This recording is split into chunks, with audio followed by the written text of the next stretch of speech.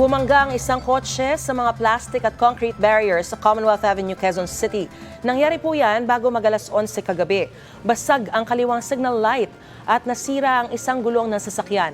Ayon sa Metro Manila Development Authority, galing sa Kamuning at pauwi na sa Fairview ang lalaking driver at kanyang misis nang mangyari ang aksidente. Hindi na humarap sa camera ang driver na aminadong nakaidlip habang nagmamaneho. Bahagyang nagdulot ng traffic ang aksidente.